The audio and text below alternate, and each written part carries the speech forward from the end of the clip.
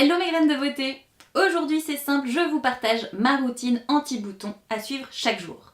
Et dès ce soir, sur mon Insta Story, je vous posterai aussi une astuce de soin de secours, cette fois-ci anti-boutons.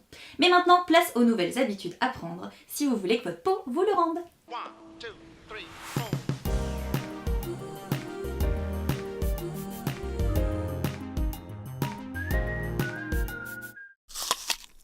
Le matin, pour assainir et matifier, commencez par nettoyer votre peau au savon d'Alep. C'est un savon qui est top parce qu'il n'a pas de graisse animale, pas de silicone qui ont tendance à boucher les pores, et par contre il contient de l'huile essentielle de laurier qui est un excellent cicatrisant et antiseptique, tout ça sans agresser votre peau. Ensuite, vous essuyez en tamponnant votre peau avec une serviette, ne frottez pas pour éviter d'agresser votre peau. Et pour continuer de l'assainir et commencer à resserrer les pores, vaporisez de l'eau florale de lavande sur tout votre visage. L'ingrédient qu'on retrouve quasiment dans chaque traitement contre l'acné, c'est le peroxyde de benzoïle. Mais il est aussi utilisé comme blanchissant pour les dents et dans les produits de coloration pour cheveux. C'est un produit hyper agressif. J'avais pas dit qu'on devait être douce avec notre peau, non? Franchement, rien de tel que d'utiliser notre fameuse huile essentielle d'arbre à thé. 2 secondes, juste pour info, l'huile essentielle d'arbre à thé et de tea tree, c'est la même chose. C'est simplement la façon française et anglaise pour le dire. Donc revenons à nos boutons. Appliquez cette huile directement sur vos zones de boutons, au doigt comme ça, on perd pas de produit, et vous laissez sécher quelques minutes. Puis, mettez votre crème de jour non comédogène. J'ai eu de bons retours de mes graines cobayes qui ont utilisé la crème Jonzac à l'eau thermale. Elle est hydratante, anti-inflammatoire et avec un fini matifiant. Donc à tester, dites-moi ce que vous en pensez. Et comme d'hab, je vous mets le lien dans la description de la vidéo. Le soir, pour purifier et rééquilibrer votre peau, commencez par vous démaquiller avec une eau micellaire et rincez votre visage à l'eau. Désincrustez vos pores 1 à 3 fois par semaine avec une brosse nettoyante que j'adore.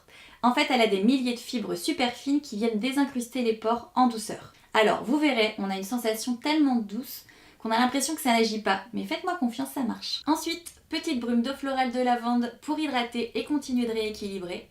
Puis, de nouveau, de l'arbre à thé sur vos boutons. Et là, je vous donne 2 options. Soit ne rien mettre sur votre peau et la laisser tranquille. Soit deuxième option, et ça, faut que vous le testiez au moins 1 mois pour voir comment votre peau réagit. Eh bien, c'est d'appliquer de l'huile de jojoba le soir sur votre visage. Cette huile, c'est un cadeau pour notre peau. Elle est hyper indiquée pour le soin de l'acné. Pourquoi? Eh bien, tout simplement parce que c'est une huile qui se rapproche le plus de la composition de notre sébum. Donc, quand on en met, la peau a l'impression d'avoir suffisamment produit de sébum. Du coup, elle envoie le signal d'arrêter d'en produire. Donc finalement, elle a vraiment un effet régulateur. Donc en récap, le matin, on se nettoie au savon d'Alep. Pulvérisation d'eau florale sur le visage, de l'arbre à thé sur les boutons et une crème de jour hydratante.